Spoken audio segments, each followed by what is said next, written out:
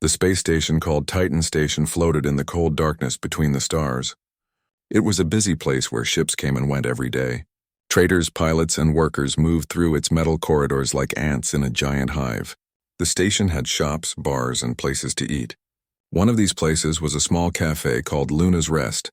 Henry Campbell sat in his favorite corner booth at Luna's Rest. He was 85 years old and had worked as a mechanic for 60 years. His hands were rough and stained with grease from fixing engines and machines. His gray beard had bits of oil in it, and his old blue jumpsuit was covered with patches from different space colonies. Henry looked tired, but his pale blue eyes were still sharp and alert.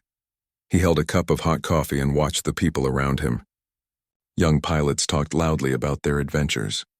Traders argued about prices. Workers complained about their long shifts. Henry had seen it all before. He had been on Titan Station since it was first built. He knew almost everyone who lived and worked there. The cafe door opened with a soft hiss and Jake Morrison walked in. Jake was about 30 years old and thought he was very important. He wore an expensive leather jacket and shiny boots. His dark hair was slicked back, and he had a mean smile on his face.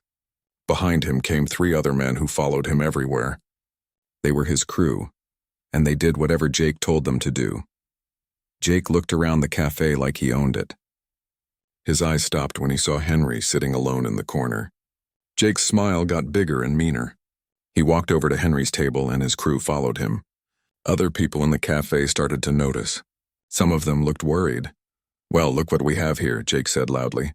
His voice was harsh and mocking. "An old fossil from Earth still breathing our good air." He stood next to Henry's table and looked down at the old man. "Hey there, Grandpa. Don't you think you should be in some old folks' home instead of taking up space here?" Henry looked up from his coffee. His eyes met Jake's and he stayed calm. "Just having my break, son. Not bothering anyone." Jake laughed, but it was not a nice laugh. It was the kind of laugh bullies make when they hurt someone. "Son, listen here, old man. I've made more money in the past month than you've probably seen in your whole sad life. You old humans are just wasting space that real workers could use." The cafe became very quiet. Even the background noise from the station's machines seemed softer. Henry kept his hand steady around his coffee cup. Something flickered in his eyes, but it was not anger. It was something deeper, something that came from loss and pain that Jake could never understand. "You might be right about that," Henry said quietly. "I'm just an old mechanic. I've been fixing things for 60 years. I've seen a lot of young people like you come and go. Some of them even lived long enough to learn something." Jake's face turned red. He did not like being talked back to, especially by an old man. "Are you trying to threaten me, Fossil?" "Not at all," Henry replied. He took another sip of his coffee. "Just making an observation. Experience teaches you patience, among other things." Jake slammed his hand down on the table. The coffee cup jumped and some of the hot liquid spilled onto the table. "The universe belongs to people like me now. People with courage and ambition. Not some washed-up grease monkey who probably couldn't fix a toilet if his life depended on it." Some of Jake's crew laughed nervously. They wanted to please their boss, but they could see that other people in the cafe were getting angry. Everyone on Titan Station knew Henry Campbell. He had been there since the beginning. He had saved lives with his quick thinking and skilled hands. He had helped build the station that kept them all safe in the deadly vacuum of space. Henry stood up slowly. His joints were stiff from years of crawling through tight spaces and lifting heavy equipment. He put some coins on the table to pay for his coffee. Then he looked at Jake with something that might have been pity. "I hope you never have to learn the hard way, son," Henry said softly. "The universe has a way of teaching lessons to people who think they know everything." Henry started walking toward the door. Jake was not finished with him yet. He called after the old man, his voice loud and cruel. "Run along, Grandpa. Stay out of the way of real spacers. Next time I see you, I might not be so nice." The cafe door closed behind Henry with a soft hiss. Jake stood there feeling proud of himself. His crew laughed and patted him on the back. But everyone else in the cafe looked at Jake with disgust and anger. They did not say anything, but their faces showed what they thought of him. Jake did not care. He ordered drinks for himself and his crew. He told the story again and again, making it sound like he was a hero who had put an old fool in his place. He did not notice that people were leaving the cafe. He did not see the worried looks on the faces of the workers who stayed. Outside in the corridor, Henry walked slowly toward his workshop. His steps echoed off the metal walls. The station was built like a maze of tunnels and rooms. Henry knew every inch of it. He had helped install the pipes and wires that kept everyone alive. Henry was used to being treated badly by young people who thought they knew everything. It hurt, but he had learned to deal with it.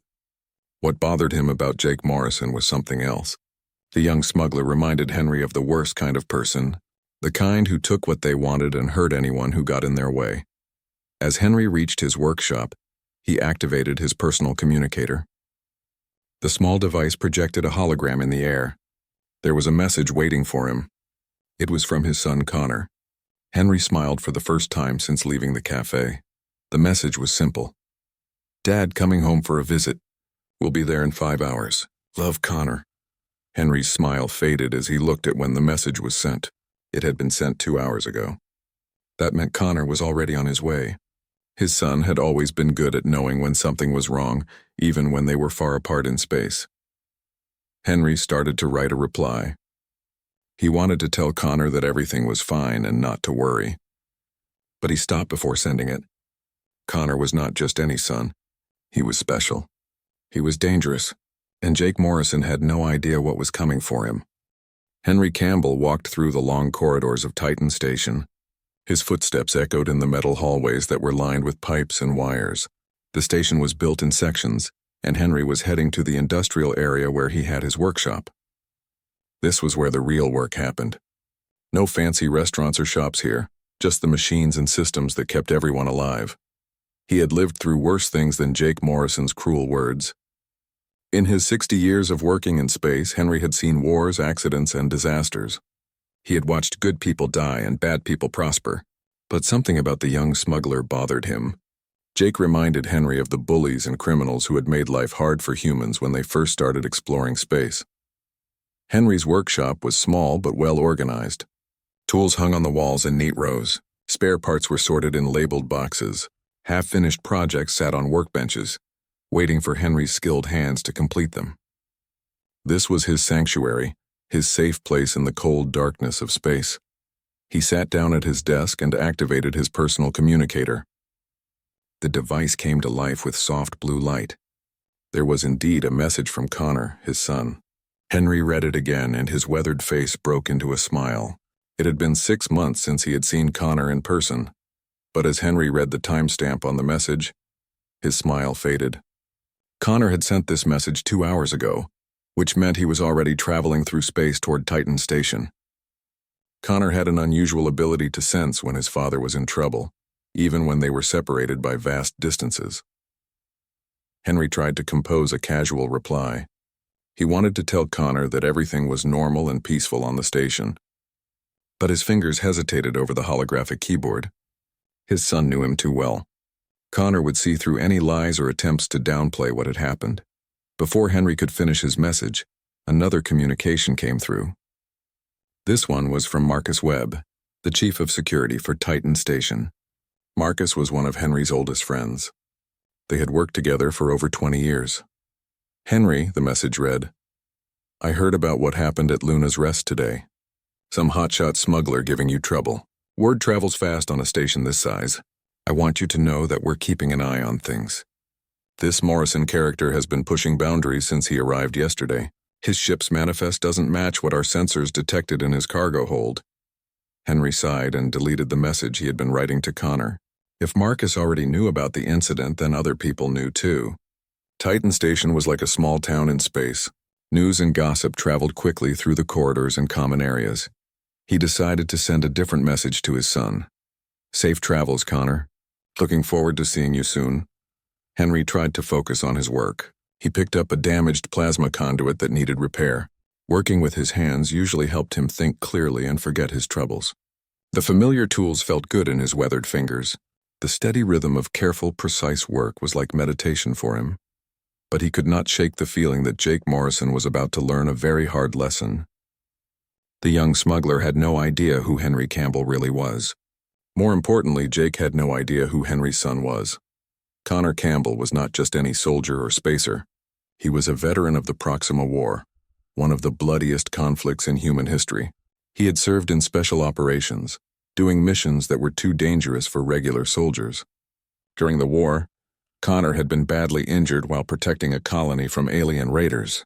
The doctors had to replace parts of his body with cybernetic implants just to keep him alive. Now Connor worked as what people politely called a problem solver. When diplomacy failed and the law was not enough, people called Connor Campbell. He traveled from system to system, fixing problems that others could not handle. His reputation was known throughout the outer colonies, but he kept a low profile. Most people never saw him coming until it was too late. Henry had never told anyone on Titan Station about his son's work or his reputation. He preferred to be known simply as Gears, the reliable old mechanic who could fix anything and never asked uncomfortable questions. People respected him for his skills and his honesty, not because they were afraid of his family connections, but Jake Morrison was about to discover that some old mechanics had very dangerous children. Henry put down his tools and walked to the small window in his workshop. Outside, he could see the vast emptiness of space. Stars twinkled in the distance like tiny diamonds on black cloth. Somewhere out there, Connor's ship was racing toward Titan Station at maximum speed. Henry thought about his son as a child. Connor had been curious and brave, always taking apart toys and machines to see how they worked. Henry had taught him everything he knew about engineering and mechanics. But Connor had also inherited something else from his father, a strong sense of justice and a fierce protective instinct. When Connor learned that someone had humiliated and threatened his father, there would be consequences. Henry knew his son well enough to predict what would happen next. Connor would not hurt Jake Morrison unless he had to, but he would make sure the young smuggler understood his mistake. Henry returned to his workbench and tried to focus on the plasma conduit, but his mind kept wandering to the confrontation that was coming. He hoped Jake Morrison was smarter than he seemed. If the smuggler had any sense, he would apologize and leave the station quietly, but Henry had a feeling that Jake's pride would not let him back down easily. Young men like Jake Morrison thought that strength came from being loud and aggressive. They did not understand that real strength was often quiet and patient. Connor would teach him the difference. As Henry worked, he heard the distant sound of ships docking and departing from the station's many bays. One of those ships would be Connor's. Henry glanced at the chronometer on his wall. 3 more hours, maybe less if Connor was pushing his engines hard. Henry smiled grimly and went back to his work. Jake Morrison had mocked an 85-year-old mechanic and thought he had won. Soon he would learn that some victories came with a very high price. The docking bay of Titan Station shook as a sleek black ship connected to berth 94. The ship was called Retribution, and it looked nothing like the ordinary cargo vessels that usually visited the station. Its hull was smooth and dark, designed for speed and stealth. Near the airlock was a small symbol, a gear surrounded by stars. This was the mark of the Outer Rim Engineering Corps, a group that most people had heard of but few understood. Connor Campbell stepped out of the airlock and into the station. He moved with smooth, controlled steps that showed he was comfortable in both zero gravity and normal conditions. At 35 years old, he was tall and broad-shouldered like his father, but he carried himself with military precision that Henry had never possessed. What made Connor truly different were his cybernetic parts. His left arm from the elbow down was clearly artificial, made of black carbon fiber and shining metal joints. His left eye glowed with a soft blue light, and thin metal ports were visible at his temples where neural interfaces connected to his brain. These were not simple prosthetics. They were military-grade enhancements that made Connor faster, stronger, and more dangerous than any normal human. As Connor walked through the station corridors, people instinctively moved out of his way. There was something about him that suggested crossing him would be a serious mistake. His enhanced hearing picked up fragments of conversation about an incident at Luna's Rest.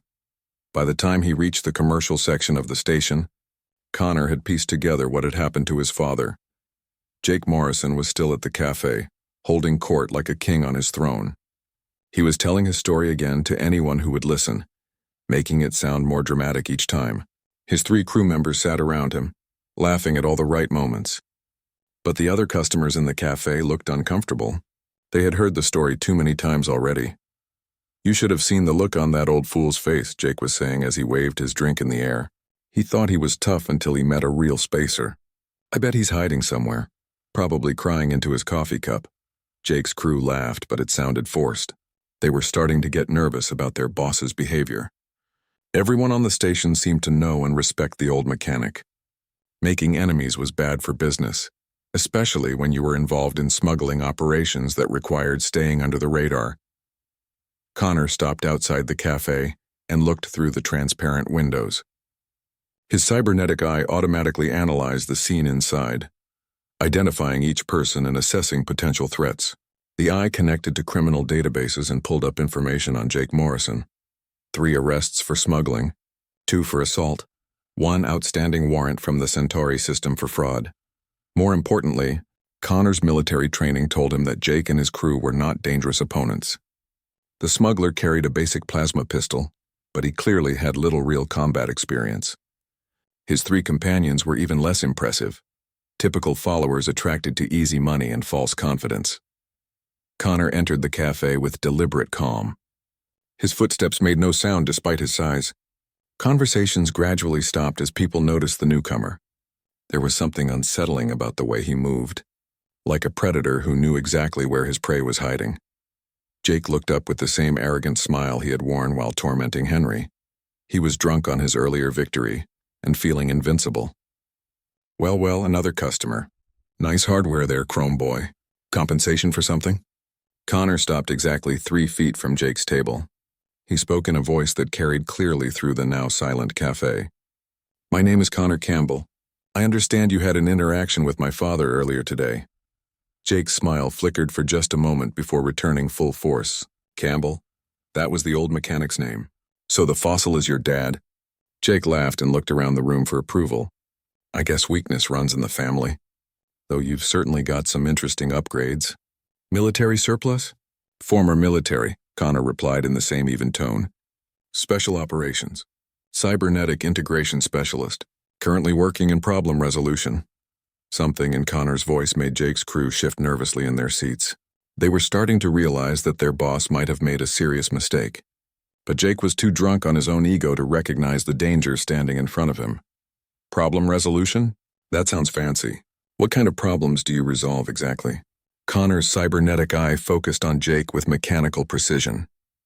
The blue light seemed to get brighter as scanning systems activated. Usually the kind that involve people who mistake kindness for weakness. People who think age means helplessness. People who don't understand the difference between respect and fear. Jake's hand moved toward his weapon, but Connor's enhanced reflexes had already detected and analyzed the movement before it even began. The cybernetic systems in Connor's brain calculated dozens of possible responses in the fraction of a second it took Jake to think about drawing his gun. I wouldn't recommend that, Connor said softly. Something in his tone made everyone in the cafe understand that weapons would only make Jake's situation worse. Jake's hand stopped moving. For the first time since entering the cafe hours earlier, he was not completely in control of the situation. His crew was looking at him with growing worry. The other customers were either leaving quietly or moving to safer positions near the exits. You're threatening me, Jake said, trying to inject authority into his voice. I've got witnesses here. Connor's expression did not change. I'm having a conversation about respect, about the difference between confidence and stupidity, about what happens when someone mistakes an old man's patience for weakness. The temperature in the cafe seemed to drop several degrees. Jake was beginning to understand that he had made a very serious error in judgment. This was not some random person he could intimidate or dismiss. This was a professional who had dealt with much more dangerous people than a small-time smuggler. Jake looked around desperately for support, but his crew was backing away from the table. Other customers had either left or were pretending not to notice what was happening. For the first time in years, Jake Morrison was completely alone and facing someone who was not afraid of him. Connor waited patiently for Jake to speak. He had learned long ago that silence was often more effective than threats. People's own imagination usually created worse scenarios than anything he could actually say. What do you want? Jake finally asked, his voice much quieter than before. An apology, Connor said simply, to my father. A sincere one. The tension in Luna's Rest Cafe was so thick you could cut it with a knife. Jake Morrison's hand hovered near his weapon, while Connor Campbell stood perfectly still. His cybernetic eye tracked every tiny movement that Jake made. The other people in the cafe had quietly moved toward the exits, sensing that violence was about to happen.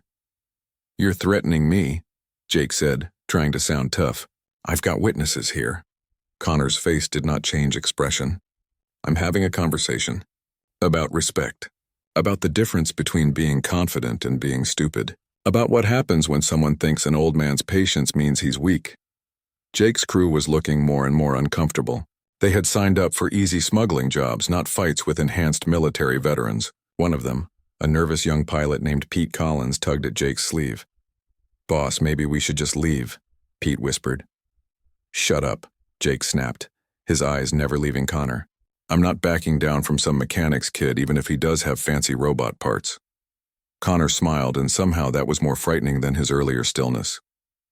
"My father spent 60 years fixing things that keep people alive in space.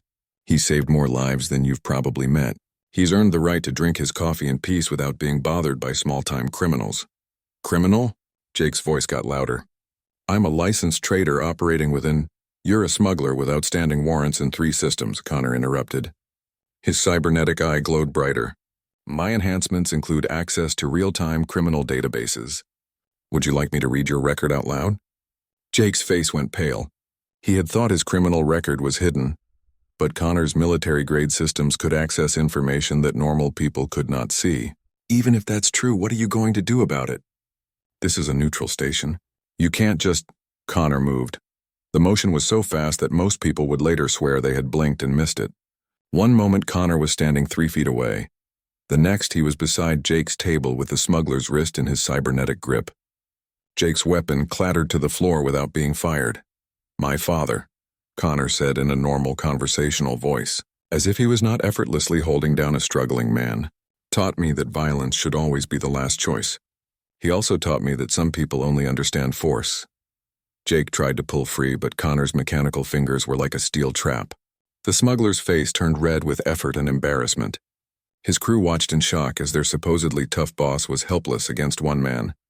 "Here's what's going to happen," Connor continued calmly. "You're going to apologize to my father. A real apology, not fake words. You're going to pay any money you owe on this station. Then you're going to leave and never come back. If I hear about you bothering old mechanics anywhere in this sector, I'll take it personally." "You can't make me do anything," Jake gasped, still trying to break free.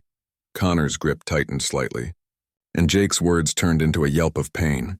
"I spent 5 years fighting aliens who thought humans were easy targets because we looked weak. I learned very creative ways to prove them wrong. Would you like a demonstration?" Jake's crew had completely given up on helping their boss. They were backing toward the exit with their hands visible and empty. Pete Collins spoke up desperately. "We don't want any trouble, sir. We'll make sure Jake apologizes and pays what he owes." Connor looked at them with something that might have been approval. Smart thinking. Your boss could learn from your example. He released Jake's wrist and the smuggler stumbled backward, holding his arm. The cafe was now empty except for the 4 of them and Marcus Webb, the station security chief who had been watching from the doorway with his arms crossed. "Everything okay here, Connor?" Marcus asked with the tone of an old friend who had arrived just in time to help clean up a mess. "Just finishing a conversation about manners," Connor replied. "Mr. Morrison was about to go apologize to my father." Jake looked around desperately, realizing he had no friends and no way to escape. The mechanical precision of Connor's movements, the casual way he had disarmed and held him, the complete confidence in his voice. All of it told Jake that he was dealing with someone who had faced much worse enemies and survived. "I'll apologize," Jake mumbled, unable to look directly at Connor's glowing eye. "Good," Connor said. "And Jake? The next time you think about mocking someone for their age or situation, remember this moment. Remember that everyone has a story, and some stories have very dangerous chapters." Marcus Webb stepped forward. "I'll escort Mr. Morrison to pay his station fees and collect his apology. Connor, your father's in his workshop as usual." Connor nodded. "Thank you, Marcus. I appreciate you keeping an eye on things." As Marcus led Jake and his crew away, Connor picked up the smuggler's dropped weapon and handed it to one of the cafe workers. "You might want to turn this into security. Carrying weapons in public areas is against station regulations." The cafe worker took the gun with shaking hands. "Thank you, sir." That man was scaring everyone. Connor's expression softened slightly. He won't be bothering anyone anymore. Sometimes bullies need to learn that their actions have consequences. Word of the confrontation spread through Titan Station like wildfire. By the time Connor left the cafe, dozens of people had already heard different versions of the story. Some said Connor had thrown Jake across the room. Others claimed he had lifted the smuggler off the ground with one hand. The truth was impressive enough, but legends always grew larger with each telling. Connor made his way through the station corridors toward the industrial section where his father worked. People stepped aside as he passed, not out of fear but out of respect. Word had already reached them that Henry Campbell's son had dealt with the smuggler who had been causing trouble. Behind him, Jake Morrison was being escorted to the station's administration office to settle his debts. His crew followed silently, already planning to find new employment as soon as possible. They had learned an important lesson about the difference between real strength and false bravado. The lesson was simple: never mess with someone's family, especially when you don't know who that family might be. Jake Morrison had mocked an 85-year-old mechanic and thought he was safe. He had learned that Henry Campbell's son was not someone you wanted as an enemy. Connor reached the industrial section and headed toward his father's workshop. It had been too long since they had talked face to face. There was much to discuss, and Connor wanted to make sure his father was truly okay after the incident with Jake Morrison. The universe was a big place full of bullies and criminals, but it was also full of people who stood up for what was right. Today, justice had been served with precision and restraint. Jake Morrison would remember this lesson for the rest of his life. Henry Campbell was in his workshop, carefully cleaning a quantum resonator with steady hands. The delicate device needed precise attention, and Henry had learned long ago that focusing on detailed work helped clear his mind. He heard familiar footsteps in the corridor outside and looked up as Connor entered, ducking slightly to fit through the doorframe. Father and son looked at each other for a long moment. Henry took in the new scars on Connor's face and noticed a slight modification to his cybernetic arm. Connor observed the deeper lines around his father's eyes and the way he moved a little more slowly than before. Time had passed for both of them. "Hello, Dad," Connor said simply, his voice warm despite the mechanical enhancements to his vocal cords. "Son," Henry replied, setting down his tools and standing up. They embraced carefully, Connor's cybernetic arm programmed with precise pressure sensors to avoid accidentally hurting someone smaller or more fragile than himself. "I heard about what happened at the cafe," Connor said as they separated. Henry sighed and sat back down at his workbench. "Marcus told you, I suppose?" "Actually, I just left the cafe myself. Had a conversation with Mr. Morrison. He's quite sorry about his behavior and wanted me to give you his sincere apologies." Henry raised an eyebrow. "Is he still in one piece?" "Mostly." Connor's smile was equal parts affection and mischief. "His pride took the worst damage. I may have also mentioned his outstanding warrants to station security." "You didn't hurt him, did you?" "Barely touched him. Sometimes the threat of violence works better than actual violence. You taught me that." Henry moved over to make room, and Connor pulled up a tool crate to sit beside him. It was a familiar scene from Connor's childhood, father and son working side by side while talking through the day's events. The workshop felt smaller now that Connor was fully grown, but it was still their special place. "You know you didn't need to come all the way out here for this," Henry said, though his voice carried no real complaint. "I've dealt with worse than young hotheads before." "I know you have," Connor replied, his cybernetic eye dimming to a softer glow. "But I was in the sector anyway, and it's been too long since we talked in person." They worked together in comfortable silence for a while. Connor's enhanced vision automatically cataloged the workshop's contents while his father's hands moved through their familiar routines. Henry picked up another damaged component and began examining it with practiced skill. "Sometimes I wonder if I failed you," Henry said quietly, not looking up from his work. Connor looked at his father with surprise. "What do you mean?" "The war, the cybernetics, the life you're living now. You could have been anything, an engineer, a researcher, an explorer. Instead, you're out there solving other people's problems with violence." Connor thought carefully before responding. This was not the first time they had discussed his chosen path, but it was always a difficult conversation. "Do you remember what you told me when I enlisted in the military?" I told you to come home safely. Before that, you said that fixing things was about more than mechanical systems. You said sometimes you have to fix the broken parts of society too. Connor gestured toward the direction of the cafe. Jake Morrison was a broken part. Now he's fixed, or at least pointed toward being fixed. Henry smiled despite himself. I'm not sure I meant it quite so literally. Maybe not. But you also taught me that everyone deserves respect, regardless of their age or circumstances. That knowledge and experience have value. That kindness should not be mistaken for weakness. Connor's expression grew serious. Morrison needed to learn those lessons. I just happened to be available to teach them. They were interrupted by a soft chime from Henry's communicator. A new message appeared in the holographic display. Mr. Campbell, this is Jake Morrison. I wanted to apologize for my behavior today. It was disrespectful and completely unacceptable. I'm settling my accounts and leaving the station immediately. Thank you for your patience, and I hope you can accept my apology. Respectfully, J. Morrison. Henry showed the message to Connor, who nodded with satisfaction. See? Fixed. And if he doesn't stay fixed? Connor's smile turned slightly predatory. Then I'll have to make another house call. But I don't think that will be necessary. Morrison strikes me as the type who learns quickly when properly motivated. Henry chuckled and deleted the message. You know, when you were little, you used to take apart your toys to see how they worked. Then you'd put them back together, usually better than before. I still do that, Connor said. The toys just got bigger and more complicated. As evening fell over Titan Station, father and son continued their work together. The workshop was filled with the comfortable sounds of tools and machinery, punctuated by quiet conversation. They talked about Connor's recent missions, Henry's ongoing projects, and shared memories from when Connor was growing up on the station. I got a message from Captain Rogers last week, Connor said as he helped his father install a new power coupling. The Corps wants me to consider taking a teaching position at the academy. Henry looked up with interest. Would you want to do that? Part of me would.